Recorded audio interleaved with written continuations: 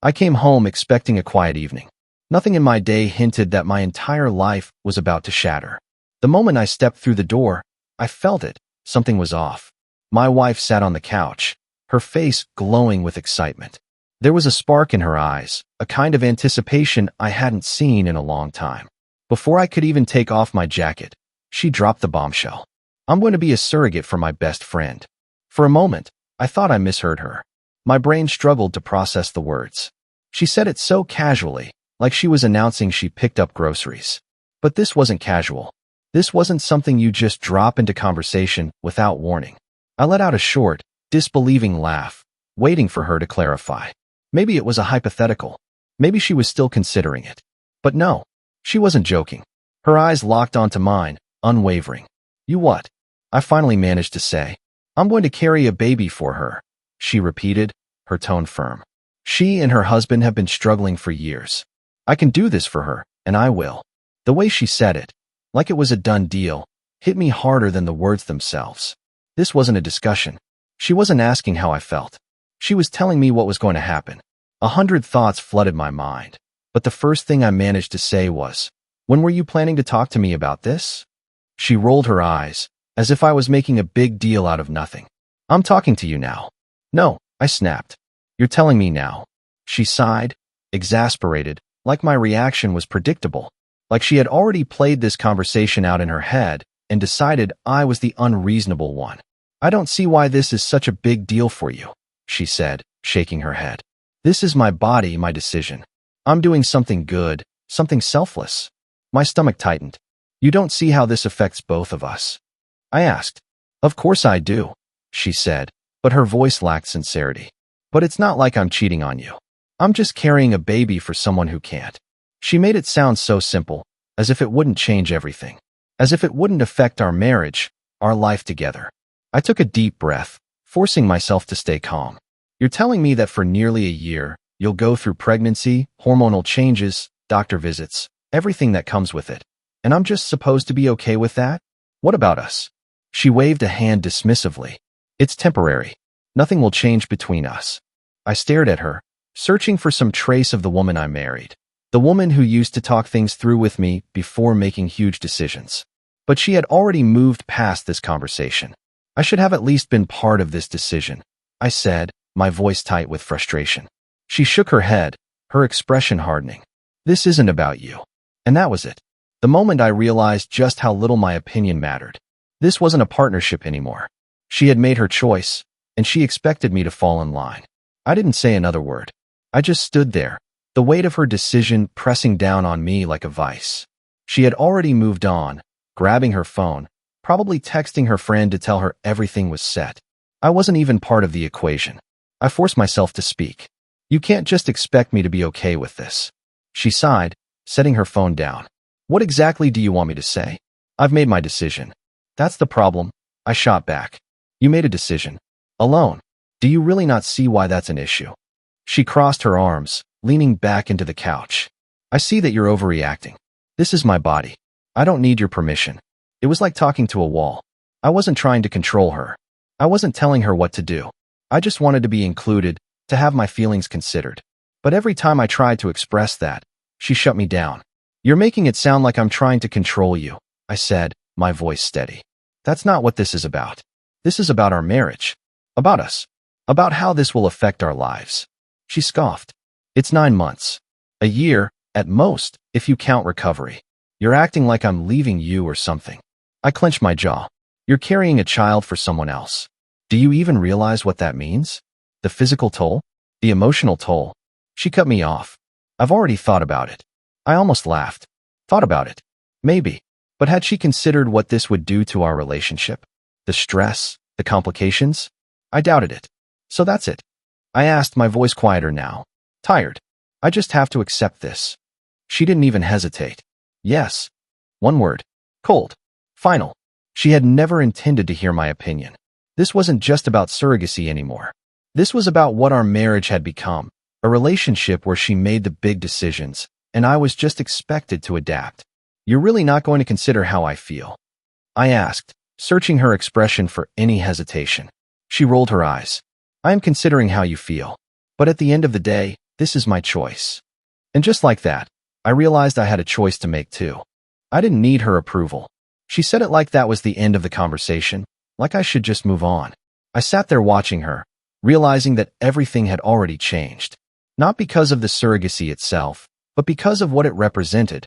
The way she dismissed me, the way she saw her decisions as hers alone, without any regard for what they meant for us. She had made her choice, and for the first time, I started to wonder if I needed to make mine. Days passed, but the conversation never left my mind. I kept waiting for her to bring it up again, to acknowledge how much this was affecting me, maybe even to reconsider. Not necessarily her decision, but at least the way she went about it. But she never did. In her mind, everything was settled, and I was just supposed to adjust. I tried. At first, I told myself that maybe I was overreacting. Maybe with time, I'd learn to accept it. But the more I tried to push my feelings down, the more they grew into something impossible to ignore. Everything between us started to shift. It was subtle at first. Conversations became shorter. The warmth in her voice whenever she spoke to me seemed to fade. It wasn't that we were fighting. We just weren't connecting. She had made a decision for herself, and in doing so, she had shut me out. I noticed how much time she was spending with her best friend. Before, they had always been close. But now it was different. They were constantly texting, meeting up, making plans. I would come home to find her on the phone, deep in conversation, her voice full of excitement. But when she spoke to me, it was different. Like I was just another obligation, another routine. The few times I tried to talk to her about it, she brushed it off. "You're imagining things," she said once when I brought up how distant she seemed. I wasn't. I knew what distance felt like. It wasn't about words or actions. It was about presence, and hers was no longer with me. Then came the appointments. She never asked me to come with her. She went alone or with her best friend. It was as if I had been completely cut out of the process, reduced to nothing more than an observer in my own marriage. One evening, she came home glowing, more excited than I had seen her in months. "They confirmed everything," she said, setting her bag down. "The doctors said we're ready to start the process." We. That word hit me harder than I expected. There was no we in this. There was her. There was her friend. And then there was me standing on the outside, watching it all happen. I tried to ask how she was feeling, if she had any concerns, if she was nervous about what was to come. But she barely entertained the conversation before moving on to something else. It became clear to me that her excitement wasn't just about the surrogacy. It was about having a purpose outside of our marriage. She was so focused on what she was doing for her friend that she no longer cared about what was happening between us. The walls were closing in, and I felt it. The distance between us wasn't just emotional anymore. It was real. I went to bed that night knowing something had shifted. This wasn't just a rough patch. This was something we wouldn't come back from. The weeks that followed were a blur of routine. Wake up, go to work, come home to a stranger. That's what she had become to me. Someone I barely recognized. Someone who didn't seem to care that I was slipping further and further away. And maybe that was the worst part. How little it seemed to matter to her. I kept telling myself that I had to talk to her again. To make one last effort to reach her. Maybe there was still a chance to salvage something. But every time I opened my mouth, I hesitated. Because deep down, I already knew the answer. Then one night, it finally happened. She had just gotten home from another appointment. One I didn't even know about until she walked through the door with paperwork in her hand. I watched as she tossed it onto the kitchen counter, acting like it was just another errand. Another step in her plan. I leaned against the doorway, arms crossed. "Didn't think to tell me you had an appointment today?" She barely looked up as she kicked off her shoes. "It was just a routine check. Nothing major." "That's not the point." She let out an exasperated sigh.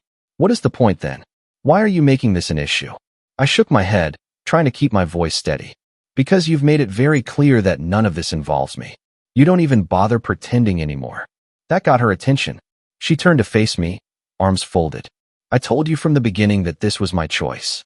You keep acting like I owe you something just because I made a decision that doesn't revolve around you." I felt my fists clench at my sides. "That's not what this is about, and you know it." "Then what is it about?" she shot back. I took a deep breath. "It's about the fact that you don't care what this is doing to us." Her expression hardened. "I do care.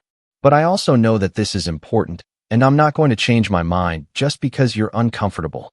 I let her words settle between us. Let the weight of them sink in. "This isn't just about discomfort," I said, my voice lower now. This is about respect, about trust, about a marriage that's supposed to be a partnership. But somehow only one of us gets to make the decisions. She scoffed. So what? You expect me to just give this up because you don't like it? That's not how this works. I looked at her, really looked at her, and realized that I wasn't even angry anymore. I wasn't hurt, wasn't betrayed. I was just done. No, I said finally. That's not how this works. And I think we both know that. For the first time, I saw something shift in her expression. But it wasn't regret. It wasn't concern. It was just annoyance. Like I was making things harder than they needed to be. And that was it. That was the moment I knew. There was nothing left to fight for. By morning, I knew what I had to do. I got up earlier than usual, moving quietly as I got dressed. She barely stirred. I stood there for a moment, looking at her, waiting to feel something. Anger, sadness, regret. But there was nothing. Just an overwhelming certainty that I couldn't stay here anymore. I left the house without saying a word, just walked out the door and kept going. Not to work, not to clear my head, but to take the first real step toward leaving this behind. It wasn't an impulsive decision. It wasn't made out of spite. It was the only option left. I had spent weeks, months watching the foundation of our marriage crack beneath us, and I had been the only one trying to hold it together. But last night had shown me the truth. She wasn't interested in fixing anything. By the time I came home that evening, I had already spoken to a lawyer. I had set everything in motion. She was in the kitchen when I walked in, scrolling through her phone. She looked up briefly but didn't say anything. Just another evening. Just another day where I was nothing more than an afterthought. I set my keys on the counter. We need to talk. She barely glanced up. About what? I didn't hesitate. I'm leaving. That got her attention. She frowned, finally putting her phone down. What do you mean? I exhaled, keeping my voice steady. I mean, I'm done. I can't do this anymore. Her eyes narrowed. You're overreacting. There it was again. That same dismissive tone. The same refusal to acknowledge how much she had been pushing me away. I shook my head. No, I'm done. She blinked as if she was only now realizing that I was serious. So that's it. You're just walking away. I laughed, but there was no humor in it. I should have walked away a long time ago. She stared at me, her expression unreadable. I expected anger, maybe even an argument. Instead, she just shrugged. So what? You're giving up on our marriage because you didn't get your way? That was all I needed to hear. Even now, at the very end, she couldn't see it. She couldn't acknowledge that it wasn't about getting my way. It was about respect, about trust, about a relationship that was supposed to be a partnership but had turned into something else entirely. I'm not the one who gave up, I said simply. She didn't respond. She didn't try to stop me. She just stood there, watching as I turned around and walked out the door. And this time, I didn't look back. Walking away from that house, from her, felt strangely easy. I had spent so long convincing myself that I needed to stay, that I had to find a way to fix things. But the truth was, there was nothing left to fix. She had made her choice. And now, I had made mine. I stayed in a hotel for a few days while I figured out my next steps. I didn't rush to find a new place or bury myself in distractions. I let myself sit with the reality of it. I wasn't in shock. I wasn't waiting for some overwhelming wave of emotion to hit me. I just felt done. She didn't call. She didn't text. Nothing. And that silence told me everything I needed to know. When the papers were served, I got the confirmation I had expected. She wasn't going to fight it. No pleading. No attempts to change my mind. Just a simple acknowledgement that this was happening. It was almost laughable. I had spent so much time wondering if leaving would make me the villain in her eyes. If she'd try to paint me as the selfish one, the one who abandoned her. But in the end, she let me go as easily as she had shut me out. That was what hurt the most. Not the arguments. Not the final conversation. But the fact that I had been so easy to replace. I moved into a new place. A small apartment that felt more like home than our house ever did. I had expected to miss her. To feel that ache of loneliness. But instead, I felt lighter.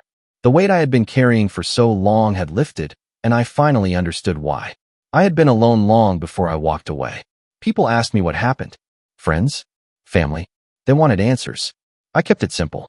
We wanted different things. It wasn't a lie. It wasn't the full story.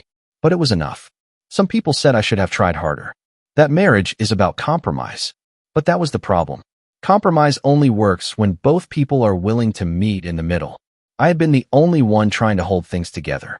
And you can't save something when the other person doesn't care if it falls apart. She moved on. Or maybe she had already moved on long before I left. Either way, I didn't waste time wondering about her. She had made her priorities clear. And for the first time in a long time, I had made myself a priority. I walked away with no regrets. Not because it didn't hurt. Not because it was easy. But because it was necessary. And that was enough.